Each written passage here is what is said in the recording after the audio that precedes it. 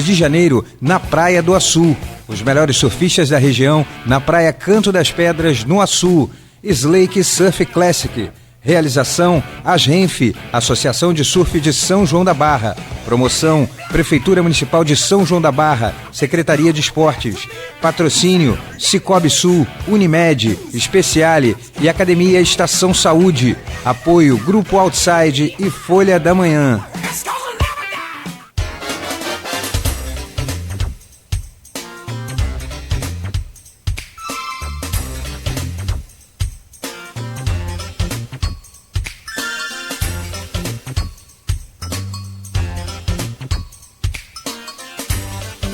Oito horas 21 minutos em Campos, de volta com Folha no Ar ao vivo aqui pela Folha FM 98,3, uma emissora do Grupo Folha da Manhã de Comunicação. Hoje, sexta-feira, 12 de janeiro de 2024.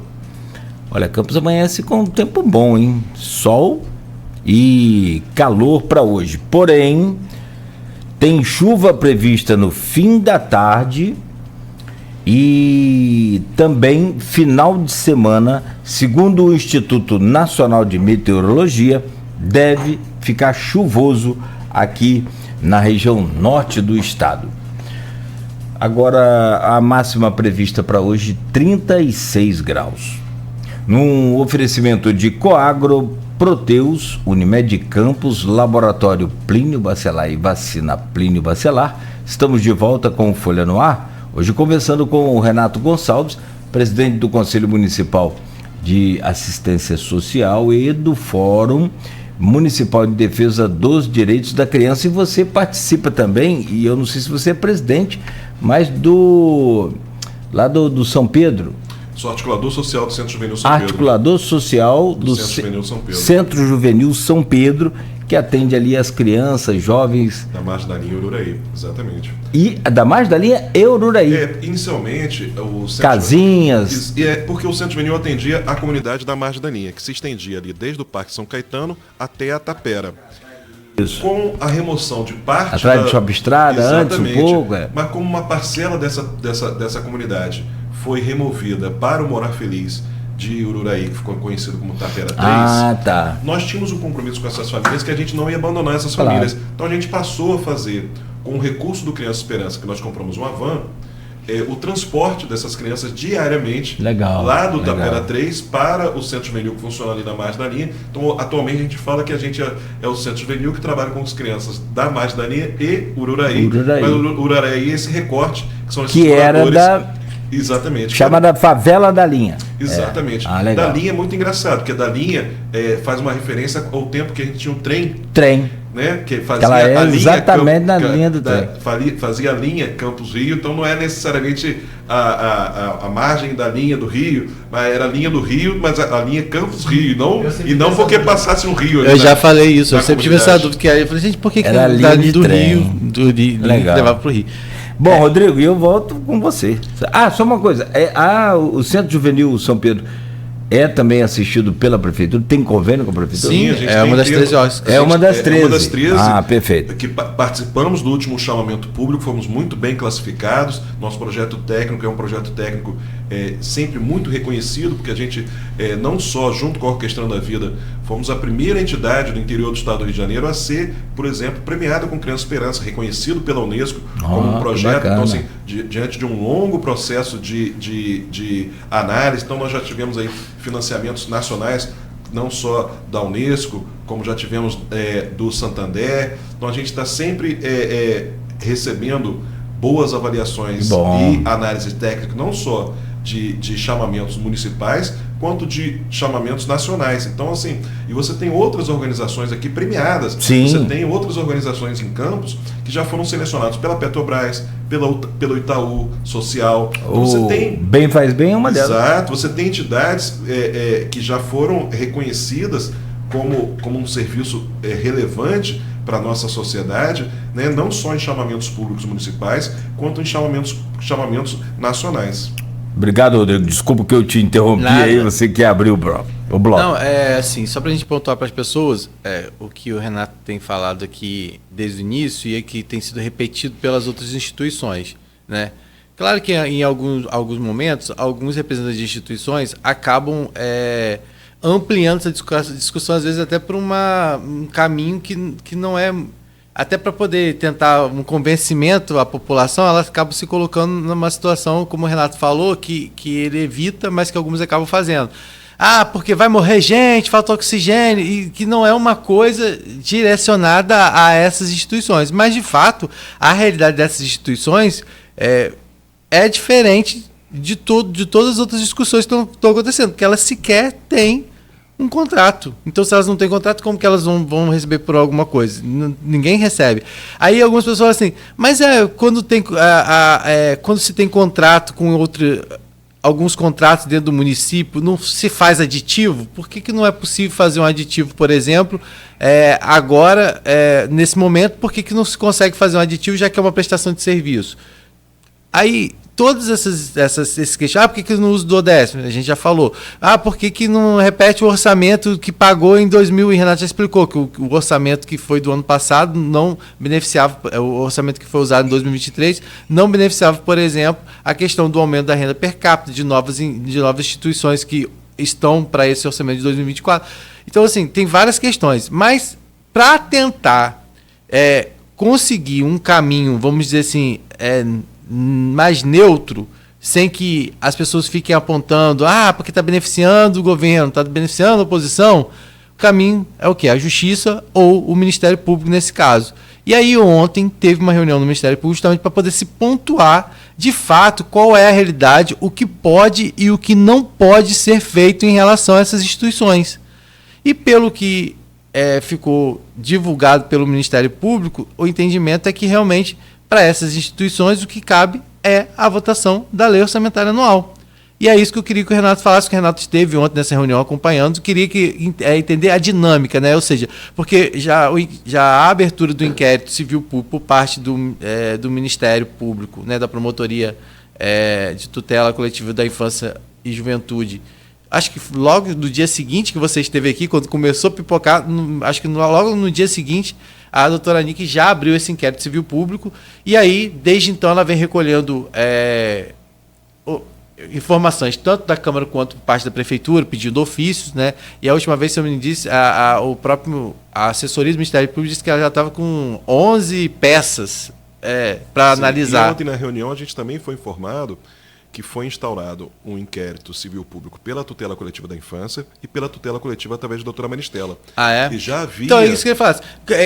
Quem participou dessa reunião, como surgiu essa reunião? Foi uma coisa provocada por vocês? Foi o Ministério Público que provocou? Qual era o objetivo dela? Eu queria que você fizesse um resumo e falasse o que aconteceu. Então, o Fórum da Sociedade Civil da Infância, né, do Direito da Criança e do Adolescente, já vem se reunindo desde o final de 2023, né, desde dezembro, desde a nossa entrevista aqui no dia 13 de dezembro, se articulando, indo à Câmara dos Vereadores, indo a reuniões, se articulando em defesa da votação da LOA, entendendo que esse é o caminho para que desse segurança jurídica a todos os envolvidos.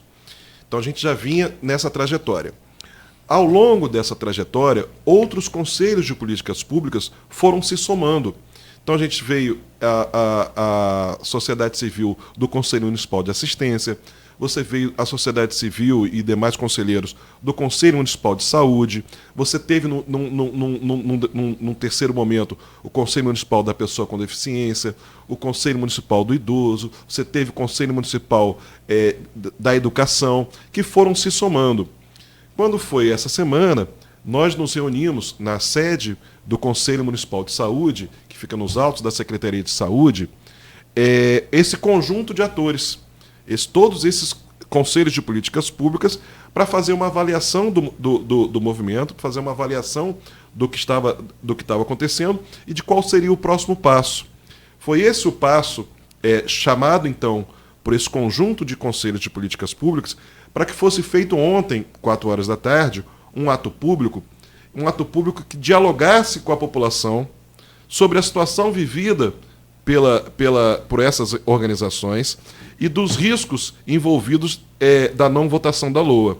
Então, repare bem, a manifestação ontem, o ato público ontem na Câmara dos Vereadores, convocado pela sociedade civil de todos esses conselhos, ele tinha a finalidade do diálogo, de conversar com a população de Campos sobre demonstrar, porque nem todo mundo conhece o que é feito pela PAP, nem todo mundo sabe, geralmente quem mais conhece o que é feito pela POI, pela PAI, pelo São José Operário, são as populações, a família de quem leva lá o seu ente querido para ser atendido. No máximo um vizinho. O restante da população não sabe, né? Geralmente não sabe o que é feito. Então eu falei, gente, o pessoal sabe qual o impacto da cultura e da música na vida de um jovem? Então vamos levar lá a Orquestrando a Vida para mostrar qual é o impacto de uma atividade artística na vida de um jovem, de um adolescente. Vamos levar a Obra do Salvador e a Fundação CDL para mostrar como que o trabalho de preparação para a aprendizagem impacta, para que você possa levar lá um jovem que diga, olha, eu entrei aqui no projeto Voo Juventude, eu entrei nesse projeto aqui e consegui uma vaga de jovem aprendiz. E hoje eu tenho meu salário, eu tenho minha vida.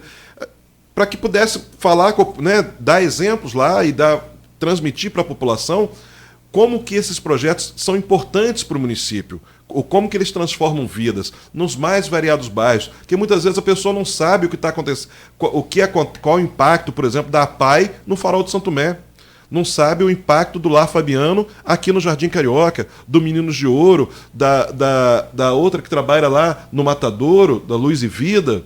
Não sabe o impacto de todas essas organizações, porque às vezes ficam como um centro juvenil lá dentro da margem da linha, não tem ideia do que significa ter um contraturno onde a criança entra tomando café e sai almoçando, ou entra almoçando e sai tomando café no contraturno da tarde. Ou seja, o ato com a finalidade de dialogar com a população, mostrando que esses serviços ficam em riscos de não acontecer diante da instabilidade da não votação da LOA. Então era essa a finalidade. Só que, paralelo a esse ato unificado, 4 horas da tarde, nós já tínhamos marcado uma audiência no Ministério Público, às 14h30, no auditório do Ministério Público, com as promotorias que já estavam atendendo a essa demanda. Então, Exato, que a gente, quais são as promotorias envolvidas? São as promotorias de tutela coletiva da infância e a terceira promotoria de tutela coletiva geral, né, que é encabeçada pela promotora doutora Maristela. Todas as duas já têm inquéritos civis instaurados para apurar. E ontem foi informado pela doutora Maristela, inclusive, que já havia uma recomendação desde dezembro. A terceira promotoria de tutela coletiva já tinha feito para a Câmara dos Vereadores uma recomendação de que a LOA seja votada, diante da constatação da promotoria dos riscos para a população, porque a terceira promotoria atende, né, não só não está restrita somente à infância, mas reconhece os serviços prestados, por exemplo, ao idoso, às pessoas em situação de rua. Então, a todas essas entidades que também trabalham com essas populações vulneráveis e que também são envolvidas na discussão orçamentária.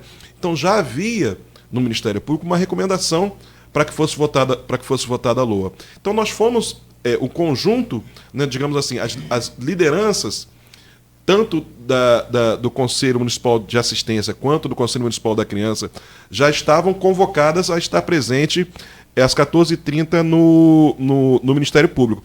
Como a reunião se prolongou muito, porque esse é um debate que precisa ser muito bem explicado, quando o ato público começou na Câmara dos Vereadores às 4 horas, a grande parte das lideranças dessas OSCs e desses conselhos ainda estava lá no Ministério Público. E aí começou uma série de uso da palavra no carro de som na frente da Câmara dos Vereadores, nem sempre dentro desse espírito de dialogar com a população. Nem sempre, então a gente teve discurso lá, e o Rodrigo estava lá também cobrindo esse ato público. Então, assim, você tinha falas muito ponderadas, né, que vinham das organizações e de pessoas que estão preocupadas em resolver esse impasse, e outros discursos inflamados, que nem sempre ponderados. Tipo animador de auditório. e que não colaboram com a resolução desse conflito. A gente entende que não vai sair desse impasse sem o diálogo. Então é preciso... E nós da sociedade civil, representantes dessas organizações e ocupando posições tanto no Conselho de Assistência, quanto no Conselho de Saúde, quanto em todos esses conselhos de políticas públicas, nós temos um profundo respeito, porque a gente não trabalha com a negação da política. A gente tem um profundo respeito pela Câmara dos Vereadores, pelo Executivo, pelos secretários municipais. A gente aqui não faz a negação da política. A gente faz a apologia para que os órgãos públicos funcionem. E aí a gente entende que o caminho desse debate é o debate. É você colocar em discussão a lei orçamentária. A gente entende que esse impasse que a gente vive nesse momento hoje é exatamente não ter discutido a LOA. Porque se tivesse discutido, inclusive com a sociedade civil, o que a oposição alega que a peça orçamentária não atende, seria um debate de toda a sociedade hoje. Então, entende, a gente perdeu o bonde da história lá atrás, porque a gente podia estar discutindo, sim, a revitalização do centro da cidade, a bolsa universitária. A gente tem muita gente boa nessa cidade que poderia estar falando do papel... nós temos excelentes projetos, Brasil afora, onde a bolsa universitária tem um papel social, onde a bolsa universitária tem um papel estratégico, tem uma função social. Agora, com qual critério? Para quem? É estratégico para o município? Para quais carreiras? Nós já tivemos em Campos bolsa universitária que financiava faculdade de Direito Internacional.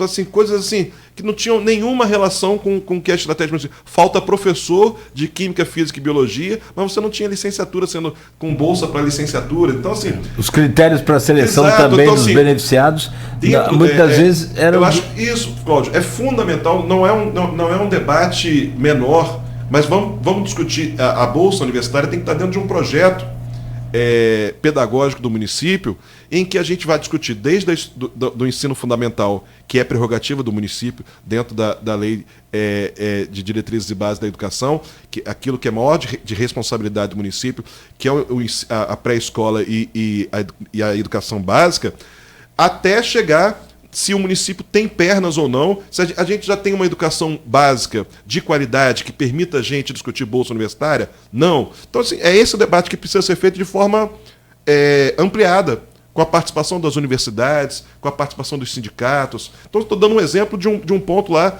levantado pela base. Outro ponto pela oposição. Outro ponto levantado da questão dos aposentados, um debate importantíssimo de valorização do servidor, importantíssimo, mas esse debate tem que ser público. Esse debate tem que chamar o conjunto dos representantes dos servidores, dos aposentados, para estarem lá discutindo. E aí fazer isso agora, também como está sendo proposto até fevereiro, isso está provado que, infelizmente, não cabe, pelo menos dentro da perspectiva que vocês precisam. Que, por exemplo, a audiência que trataria específico sobre a pauta relacionada a essas entidades, ela seria em 7 de fevereiro. Quer dizer, ela está marcada para 7 de fevereiro, né? Entenda, Rodrigo, a Lei de Responsabilidade Fiscal e todos os mecanismos que prevêem a audiência pública para discutir as leis orçamentárias, elas visam a participação da sociedade de forma a contribuir com a lei orçamentária e contribuir no seu debate para que ela seja aprovada, né, para que ela seja discutida. Nunca que uma audiência pública seja usada para postergar. O que a gente está vendo é esse fracionamento e esse agendamento da discussão junto, né, dessas audiências públicas. É como se você estivesse se utilizando de uma discussão que tinha que ter acontecido lá atrás para postergar o debate, visando, podendo causar, inclusive, o atraso da própria política. Se você pensar que você vai discutir a questão da educação, mas o ano letivo precisa começar. Geralmente, as secretarias municipais de educação Brasil afora utilizam os dias de dezembro, né, aquele recesso entre Natal e Ano Novo, e o mês de janeiro, para fazer pequenos reparos, para fazer limpeza, para fazer pintura. Se você imaginar que esses empenhos podem estar sendo atrasados, você vai prejudicar o próprio retorno do calendário escolar agora em fevereiro. Então, estou dizendo assim, será que discutir a qualidade da educação atrasando a própria educação, atrasando o próprio retorno dos alunos, o empenho de compra de material. Então, assim, eu não estou dizendo que isso vai acontecer, mas que pode acontecer. Essa insegurança é uma insegurança que todos os ordenadores de despesa estão vivendo, de um lado e do outro. Quando você fala em ordenador de despesa, esses secretários municipais dessas pastas, eles colocam o seu CPF na hora de ordenar essa despesa. Se essa conta for reprovada, ele tem que devolver esse recurso lá na frente no seu CPF. A multa vem para ele. Uhum. Então, essa é a insegurança jurídica que está colocada. Então, e foi isso que levou vocês até essa audiência do Ministério Público. Me fala... Então, dizer que a audiência, primeiro, ela foi articulada pelo Conselho Municipal de Direitos da Criança e do Adolescente. Na semana seguinte, eu, como presidente do Conselho Municipal de Assistência, solicitei participar da audiência, também representando os interesses da assistência social no controle social dessa audiência, e aí fui acolhido e fui convidado a participar da reunião, e houve uma solicitação do Conselho de Direito da Criança que outros representantes de OSCs também pudessem participar. Na sequência, dado a toda essa situação vivida pelo município nesse momento, o prefeito também foi convidado a estar presente, mas ele sequer era autor da solicitação dessa audiência pública para discutir esse tema. Ele estava presente como convidado. A audiência começou, houve uma longa exposição das organizações quanto aos riscos, que a gente passou o primeiro bloco todo aqui falando, como a gente falou lá no dia 13 de dezembro. O prefeito fez uma fala colocando das suas preocupações enquanto gestor público do Executivo, e nesse momento chega o subprocurador da Câmara dos Vereadores, Dr. Alex, que solicita participar da audiência. E aí foi aceito imediatamente por todos os presentes. Ele se apresenta, faz uma exposição. A doutora Nick, pela tutela da infância, faz também uma exposição, depois a doutora Maristela, e a gente parte para a confecção final da ata da audiência. Para a representação do Ministério Público, há uma clara interpretação de que a lei orçamentária precisa ser votada, de que existe, dentro do devido processo legal, prazos que precisam ser cumpridos. A lei orçamentária, as leis orçamentárias, né, elas não correm ao prazer do presidente de nenhuma casa legislativa. Em todo o Brasil você tem prazos, exatamente pela importância que as leis orçamentárias têm nas políticas públicas. Você não tem não existe essa previsão de que uma lei orçamentária seja infinitamente discutida pelas casas legislativas. E aí isso foi destacado pelos representantes do Ministério Público, foi destacado que é inaceitável que se coloque em risco o atendimento da população, e levando em consideração que quando a gente fala de criança e adolescente, o que está previsto na Constituição e no Estatuto da Criança e do Adolescente é a prioridade absoluta. Nenhuma outra setor da sociedade tem caracterizado em lei prioridade absoluta. Então você tem no artigo 227 a previsão da prioridade absoluta. Então é inadmissível, inclusive na elaboração de políticas públicas, é inadmissível que se coloque em risco o atendimento à criança e adolescente por um prazo que não está definido. Então a ata definida é uma recomendação dessas duas tutelas coletivas, tanto da infância quanto a tutela coletiva geral, de que sejam informados pela Câmara Municipal, num prazo de 72 horas, qual é a data da votação. Então, há uma recomendação de que seja informado ao Ministério Público qual é a data prevista para a votação da LOA. Porque, a partir daí, outros instrumentos podem ser adotados. Isso foi claramente expresso pelas promotorias ontem lá, de que, a partir desta informação, outros instrumentos podem ser, junto a esse inquérito, solicitados aos determinados, né, aos juízes de cada área. Então, para nós que saímos da reunião, está muito claro que a promotoria vai exercer as prerrogativas previstas na Constituição de defesa da população, de que não será, não passará em branco todo esse processo que pode atingir a população a partir de agora. Então, assim, está muito claro os efeitos de você não ter uma lei orçamentária votada, e que, junto a todo esse debate, de forma agora imediata. Então a gente pode ter, dependendo da resposta da Câmara dos Vereadores, dependendo dos desdobramentos nos próximos dias, a gente pode ter solicitações judiciais via Ministério Público de ações junto ao setor, ao judiciário. Então, lembrar que a ação, por exemplo, que o SEMP-DCA entrou no mês de dezembro, não foi dada a tutela antecipada pelo juiz da infância, não que ele tenha discutido o mérito da questão. Sim. Porque ele não disse que. O juiz da infância ele não entrou no mérito da questão. Ele só entendeu que a ação, naquele momento, como nós ainda estávamos no meio de dezembro, que ainda havia tempo, se o presidente da Câmara dos Vereadores quisesse, de pautar aquela matéria. Então, não cabia ele tutela antecipada e exigir a votação, a colocação em pauta e a votação da LOA, não porque ele achasse que ele discutiu o mérito, e sim que ainda havia tempo. Porque ele, na resposta ao juízo, você poderia dizer, não, eu ainda tenho, a Câmara dos Vereadores não está de recesso, eu ainda tenho 15 dias ainda, eu posso botar essa matéria em votação, eu posso convocar audiência pública.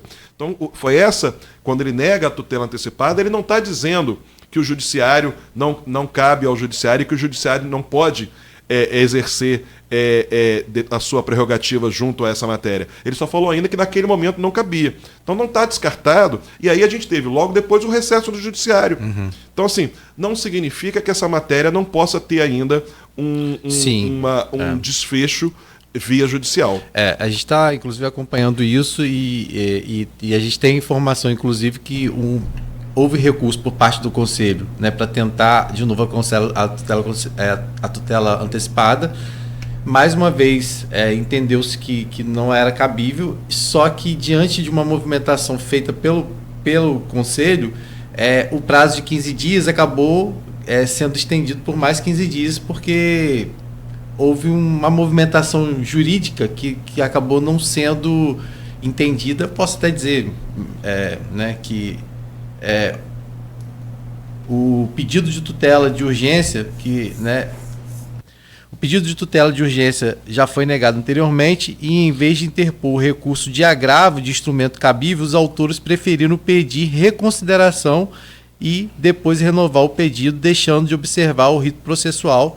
Nesse caso, acabou aí sendo reaberto o prazo de 15 dias úteis. O recurso foi pelo caminho, talvez não errado, mas pelo caminho mais longo. E aí, acabou, por conta disso, por causa do rito processual, deu essa brecha para mais o prazo de 15 dias que tinha sido dado no dia 19, que terminaria agora... E aí são 15 dias úteis, pelo que eu entendi. Né? Aí o prazo que tinha sido dado de 15 dias úteis até agora, no caso, terminaria... ontem, né? Se for calcular, agora foi estendido esse prazo. Estou falando de uma ação. E só deixar claro que não tem decisão final ainda. Continua. É de uma ação na vara da infância, porque diz respeito às organizações que atendem crianças e adolescentes. O que não quer dizer, por exemplo, que esse inquérito já instaurado, por exemplo, na tutela coletiva. Não, já existem outros 3 mandados de segurança impetrados, inclusive pelo Conselho Municipal da Infância, pelo Conselho de Promoção dos Direitos da Criança e do Adolescente, tem também um mandado de segurança na segunda vara de Campos. Já tem, direto o Conselho já entrou. E além desse, tem outros 2 mandados de segurança em outras varas que já foram entrados. Ontem a gente teve várias pessoas no ato público já falando em ação coletiva, em ação popular, organizações que já disseram que vão entrar com ações individuais também, de cada organização, fazendo em defesa das famílias individuais. Então a gente tem uma possibilidade de que essa discussão caminhe para um desfecho judicial. Vou dizer a você que, do ponto de vista da discussão da política pública, é o caminho mais indesejado, porque a gente vive num país um longo período da chamada judicialização da política, só que em vários momentos a judicialização ela é necessária, principalmente quando você está defendendo populações vulneráveis, populações que nem sempre têm voz e estrutura para fazer o debate político, e para fazer esse debate tão pesado quanto é. Então você teve várias matérias votada em instâncias judiciais para falar de populações indígenas, para falar de racismo, de uma série de situações que deveriam ter sido matérias legislativas, mas que não foram, mas que nem por causa disso o judiciário abriu mão de decidir, porque entende que não pode, diante da inércia, ele não pode também ficar calado. Então, nós estamos diante de um exemplo de que a inércia pode permitir, sim, que o judiciário atue. Agora, a gente precisa dizer o seguinte, será que a discussão orçamentária, que é uma prerrogativa exclusiva, né, básica das casas legislativas e em algum momento com a sociedade civil, como por exemplo na audiência pública, será que a gente vai é o caminho mais interessante para que você tenha uma decisão judicial que precisa determinar que isso seja, para que esse rito seja cumprido? Nem se sabe se vai determinar também. Exato, mas assim, na verdade, não tem garantia que a justiça vai determinar isso ou aquilo. Hoje a gente tem muito mais perguntas que respostas. Eu vejo muita gente comentando, apontando caminhos. Até lá a gente tem o grupo do blog Opiniões e também aqui desse programa Falando onde algumas pessoas têm opinado. E aí a gente às vezes nem reproduz todas as opiniões, porque são situações muito... É bom deixar claro, Rodrigo, se você me permite, sim. Desculpa. O nosso papel aqui, e aí é uma diretriz do grupo, é não inflamar em momento algum esse tipo de situação. A gente tem uma série de informações que não vão acrescentar absolutamente nada. E você não vai pegar nenhuma declaração, tanto dos dirigentes de organização vai melhorar a situação. Que vieram aqui no Folha no Ar, quanto em declarações públicas, quanto em atos públicos, quanto em nenhum... Da parte da sociedade civil, dos órgãos de classe, de todos, você não vai pegar afirmações inflamadas e nem com conteúdos adjetivando A ou B. O nosso apelo, e que a gente reproduziu isso, tanto para a Prefeitura, quanto para o grupo de oposição da mesa, composto pela mesa diretora ampliada da Câmara Municipal, o apelo nosso sempre foi pelo diálogo e pela discussão. O apelo que a gente fez para o grupo dos vereadores permanece o mesmo. A gente chama tanto os vereadores da base quanto os vereadores da oposição que possam compor, quanto o líder, né, do município, o prefeito, que possam sentar e conversar e buscar o diálogo. Ele já era necessário em dezembro, agora é mais do que nunca. Algumas posições de um lado e do outro não ajudam, como o Rodrigo colocou. Algumas considerações, tanto de secretários, quanto de alguns integrantes da bancada de oposição, são algumas afirmações que jogam para a galera, que mais inflamam, é como se a gente já estivesse em período eleitoral. Então, como se já estivesse trabalhando com aquela questão fazendo vídeo de 30 segundos para as redes sociais. A gente entende que o momento não é esse. Não cabe, nesse momento, antecipar a disputa eleitoral. A gente está falando de uma peça orçamentária que é fundamental para que o município funcione, para um conjunto de pessoas que muitas vezes nem votar vão, né? Como a gente está falando de crianças e adolescentes e muitos idosos. Então, assim, a gente está falando de direitos constitucionais garantidos, direitos fundamentais, de pessoas que não estão nesse debate partidário. Ainda não entraram no período. A população em geral só começa a pensar a eleição normalmente em agosto, setembro, às vésperas do período eleitoral. Então, não cabe antecipar para agora, para o mês de janeiro, um debate eleitoral. Então, o apelo que a sociedade civil faz, que nós, do Fórum da Sociedade Civil dos Direitos da Criança e do Adolescente, fazemos, é um apelo pelo entendimento. Sabe, Cláudio, Rodrigo? A gente não vai cair nessa armadilha de fla-flu, a gente não vai cair nessa cilada de adjetivar A ou B, de caracterizar fulano como sendo isso ou aquilo outro. Esse debate parece um debate de quinta série, não é o debate que nós vamos fazer. E se em algum momento acontece por parte de algum representante que não generaliza também, né? Porque o problema das pessoas é que às vezes generalizam, né? Quando falam dessas 13 OSCs, por exemplo. O que complica muito o cenário, só para contextualizar, é que as pessoas veem, às vezes, o leão à frente disso, né? E do conselho, né? E aí as pessoas não entendem que isso... Que o conselho é paritário, só para dizer você, por exemplo, hoje... Porque o Leão é um vereador de oposição, né? De base, de situação, que está fora da bancada porque está ocupando a Fundação Municipal da Infância e Juventude. E presidente do conselho, só que no mandato que acaba agora. Então, assim, a gente teria ontem uma plenária do Conselho de Direito da Criança, já para renovar a diretoria para o próximo biênio, e o mandato agora do Conselho de Direito da Criança é da sociedade civil. Nós vamos ter agora, já na próxima semana, um novo presidente do Conselho Municipal, só porque é assim, porque você intercala paritariamente. Então o próximo mandato, por exemplo, do Conselho de Direito da Criança é da sociedade civil. Eu posso te fazer duas perguntas, só para fechar minha parte aqui? Não, e pode fechar o programa também. E fechar também? Vamos lá. Eu gostaria de ouvir duas visões suas, dois depoimentos seus, em dois sentidos. A visão sobre a possibilidade, e que possibilidade é essa, disso ser resolvido semana que vem. Hoje é sexta, não dá mais tempo. Olha, a outra visão, que aí eu quero te pedir, é se isso não for resolvido, que talvez seja mais fácil aí agora de ver, né, de ter essa visão nesse momento. Como é que essas instituições vão ficar sem a verba a partir de agora? Então, nós temos uma expectativa, dado a todos os bastidores que a gente ouve de um lado e do outro, de que essa situação se resolva na próxima semana com recomposição desses grupos, com o entendimento, né, de todos os grupos, que é fundamental uma saída honrosa para essa discussão, uma saída honrosa que coloque os temas levantados pela oposição e o interesse da situação com a votação da LOA.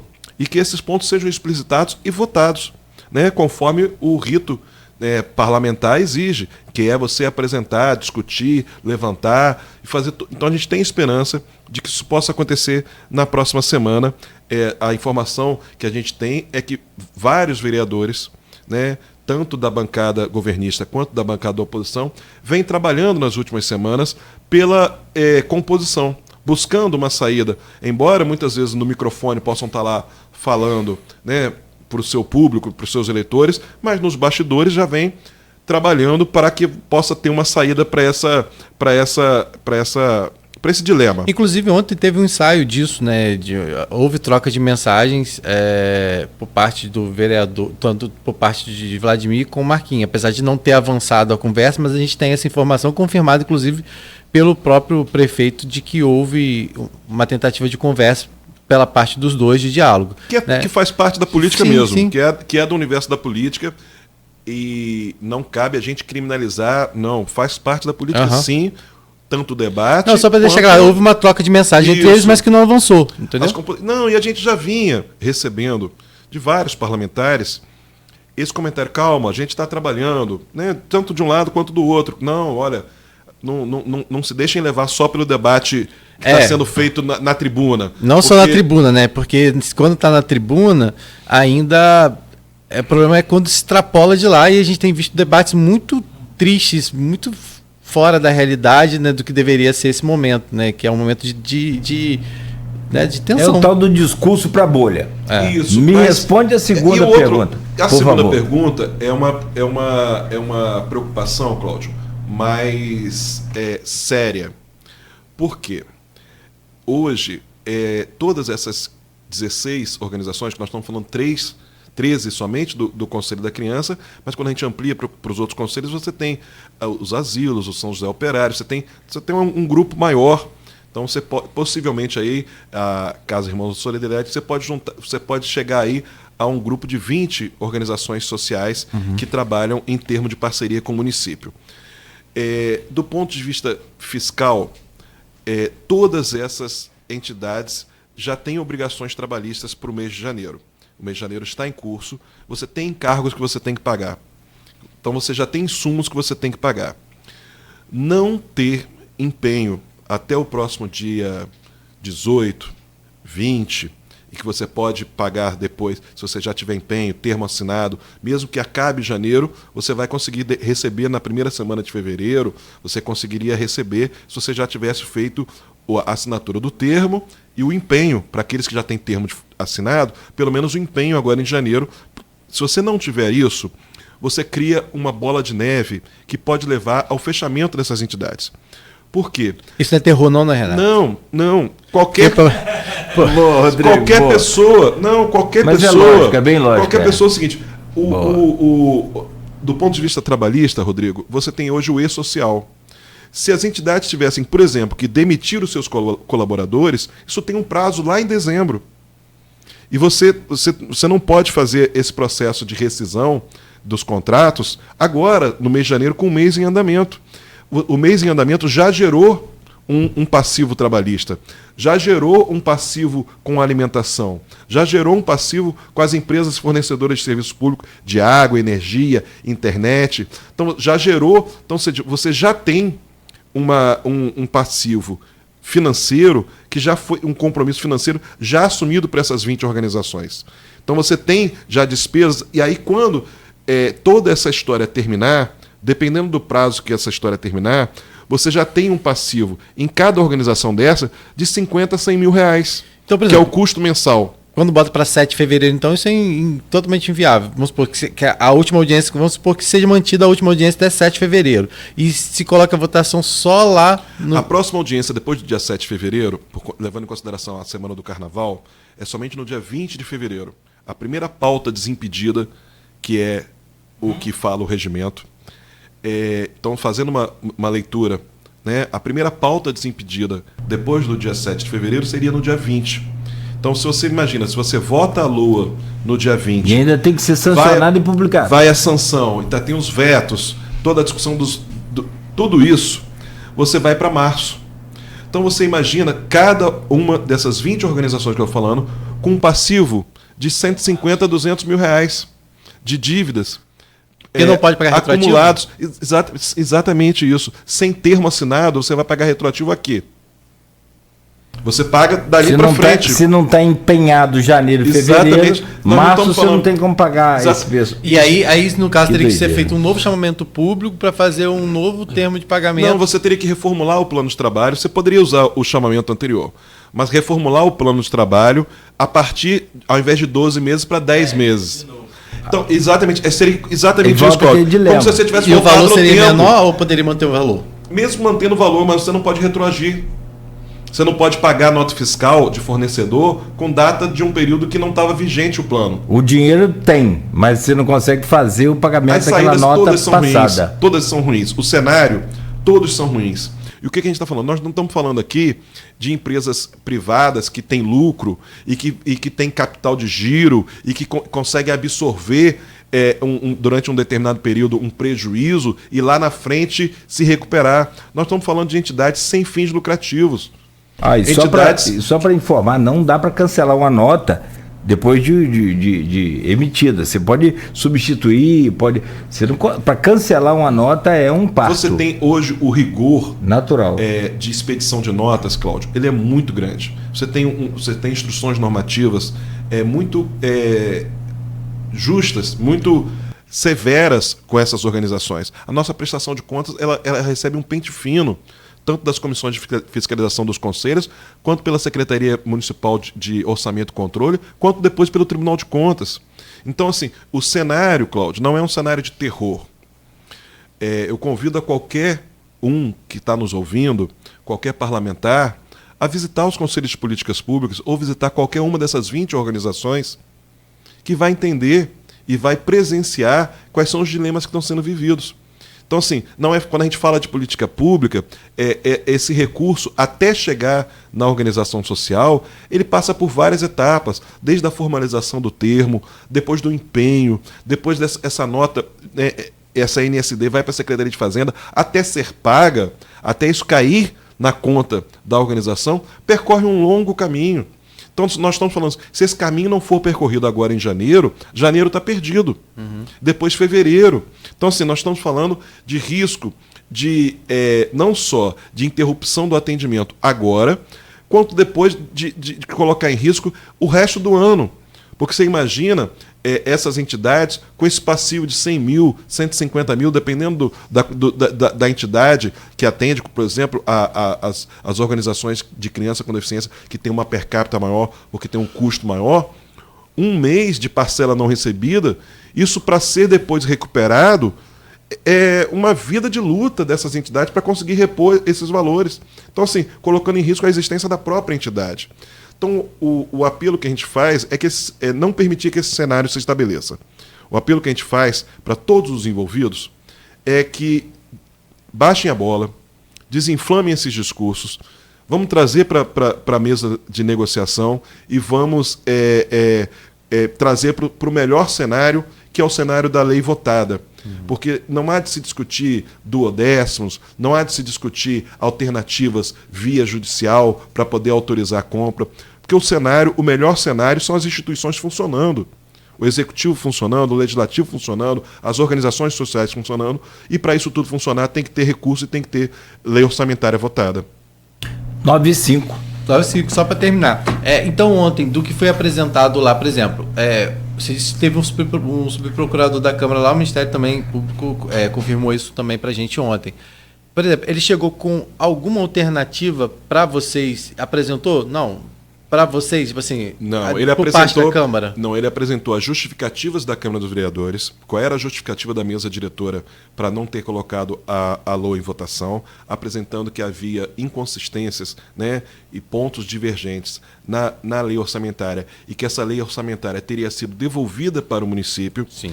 E aí entra uma discussão jurídica se o rito de discussão orçamentária cabe ou não devolver o orçamento para o executivo, porque em tese, você fazendo uma leitura inicial tanto do regimento quanto, né, das leis, me parece que o espaço para discutir pontos que são divergentes, pontos que são algumas incongruências que podem ser argumentados do lado do outro, é o plenário.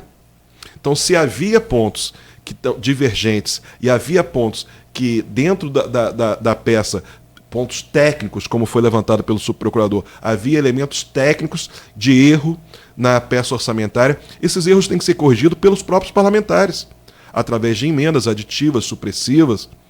Então, assim, porque não é um rito de projetos de leis tradicional das casas legislativas. Uhum. É um rito especial. Mas o que eu pergunto é se aquela garantia que foi dada para vocês naquela reunião de que vocês não seriam prejudicados, se foi apresentada de fato alguma alternativa para que vocês não fossem prejudicados. Não, nós não temos nenhuma, do ponto de vista documental, Rodrigo, nenhuma garantia de nenhum especialista, de nenhum representante do Poder Público ou de nenhum representante da Procuradoria da Câmara, de quais são as alternativas técnicas e jurídicas para que essas crianças e adolescentes e idosos não sejam prejudicados.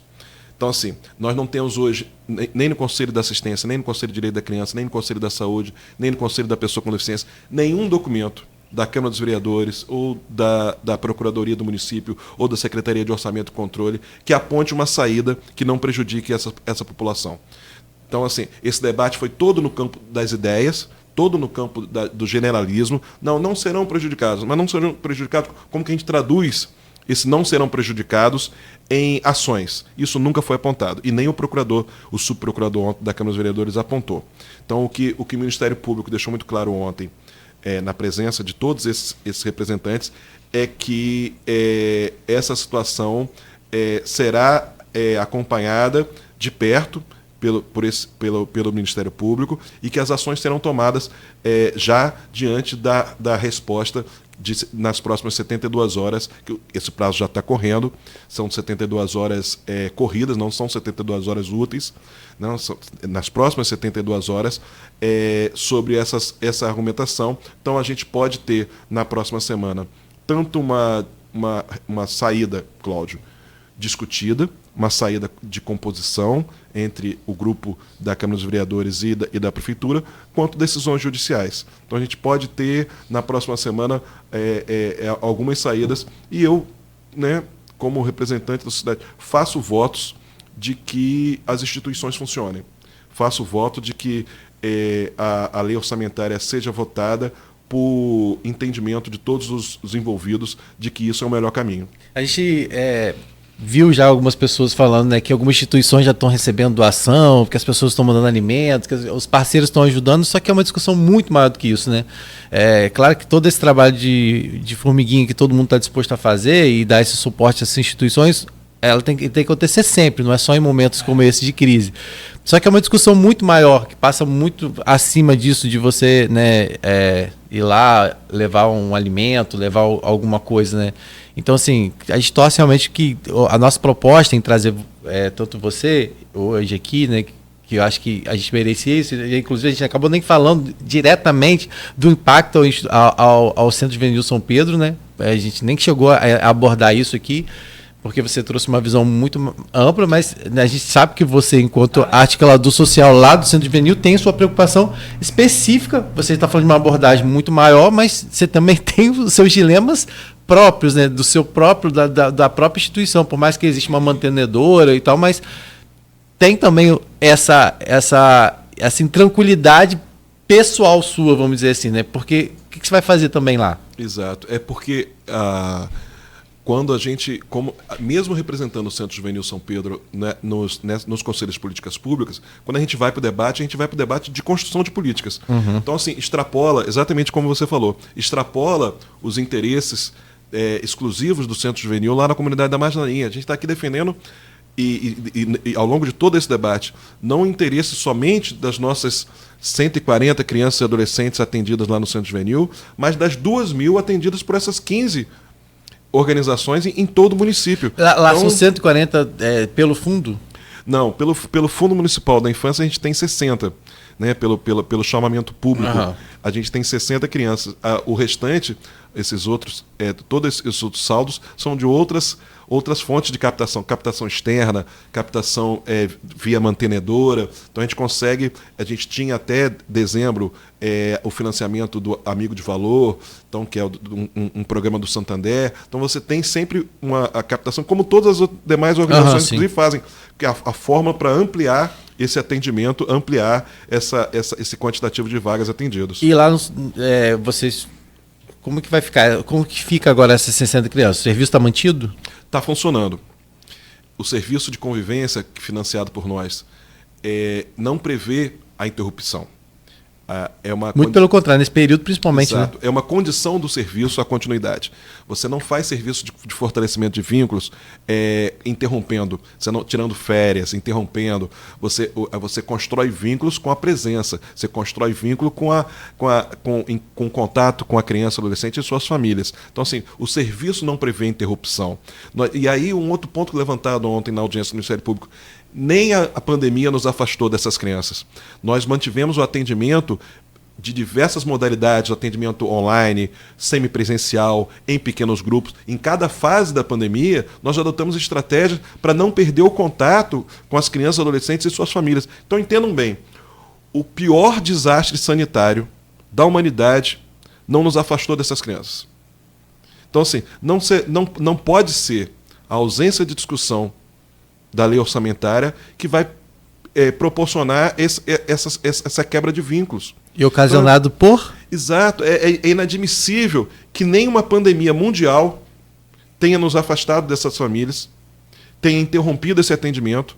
Durante o período de pandemia, nós transformamos os recursos que nós tínhamos em cesta básica, em kit de alimento, em kit pedagógico, entregávamos em pequenos grupos, fizemos atendimentos individuais, atendimentos online, né, por videochamada. Fizemos uma série, nos reinventamos num período em que o BS estava fechada, escola estava fechada, num período em que diversos equipamentos públicos estavam fechados, essas 20 organizações estavam abertas, funcionando de acordo com a bandeira, com uma estratégia diferente para garantir a segurança sanitária, mas funcionando.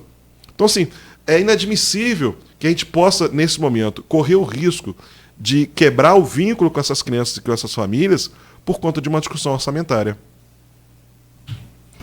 Muito boa a sua entrevista, Renato. Como sempre, parabéns. Espero que esse desejo seu se realize também, porque é o nosso. A gente quer ver a coisa funcionar bem. Independente de juízo de valor que não fizemos em nenhum momento. E sim, né, para o bem da sociedade, da população, que aí vocês são, né, um nível de prioridade, pode colocar assim, muito grande. Você citou Casa Irmãos da Solidariedade, as pessoas precisam de medicamentos e de manter aquele tratamento, né, para não correr riscos também, como tantos outros, mas acho que toda a sociedade, toda a população envolvida, comércio, trabalhadores formais, informais, os servidores da prefeitura, que a gente não sabe também. Os asilos. Sim, os idosos e os assistidos aí por tantos outros programas e atendimentos, hospitais, enfim, é tudo isso que a gente tem no dia a dia. Vamos ver, né? Vamos aguardar. Vamos ver se a missa de Santo Amaro na segunda-feira. Uma coisa eu posso afirmar: Dom Roberto vai falar. Ah, com certeza. 11 horas da manhã. Se deixar, cara, a gente vai até meio-dia, mas tem duas coisas que eu acho que vão, pelo menos uma delas, vai acontecer daqui para frente. Uma mudança na LDO nova. Na LDO desse ano, né? Para ano que vem. Eu acredito que os responsáveis, vereadores e prefeito, no caso, devem mudar essa questão, principalmente do artigo 60. Que está muito... não está claro.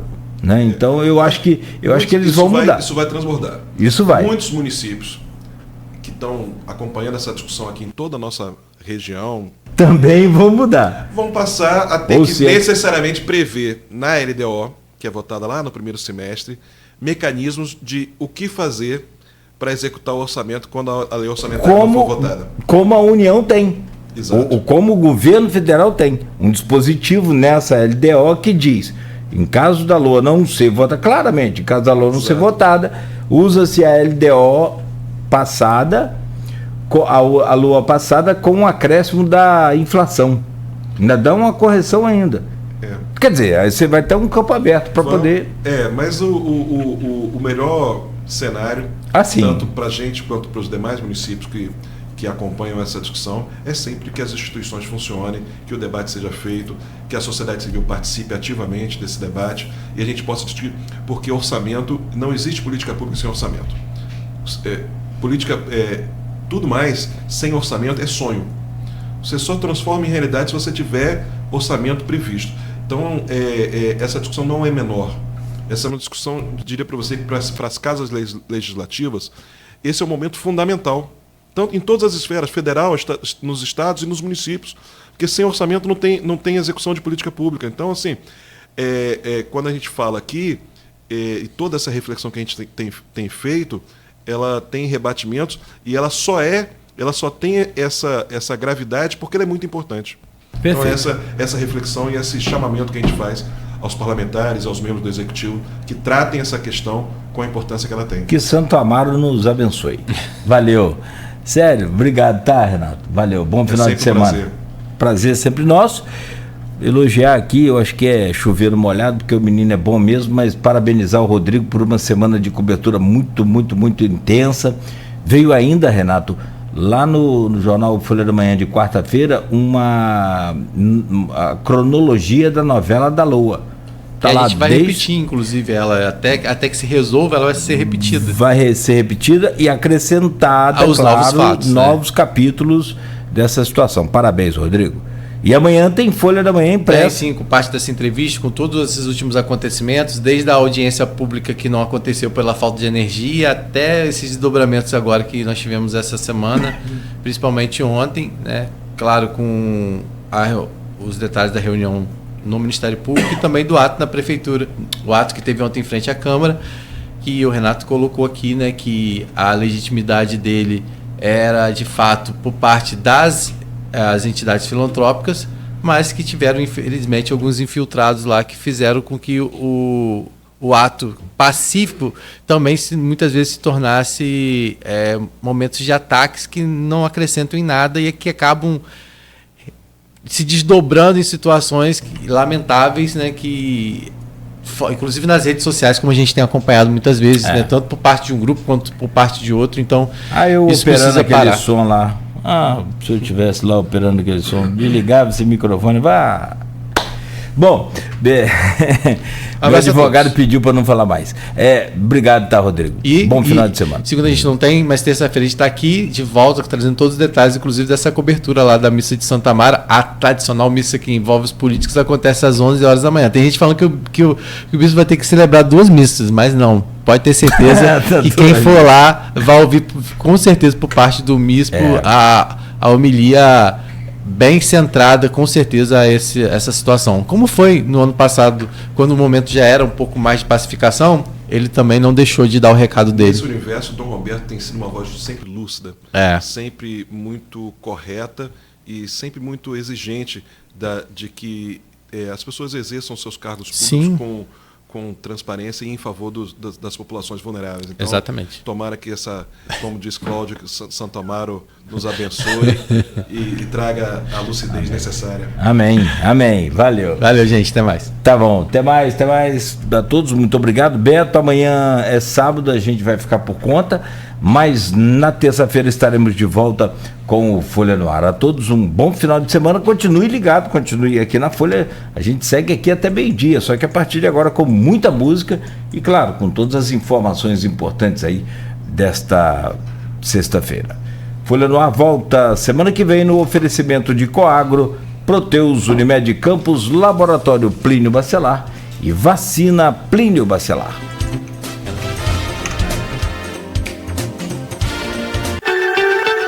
O futuro do seu filho merece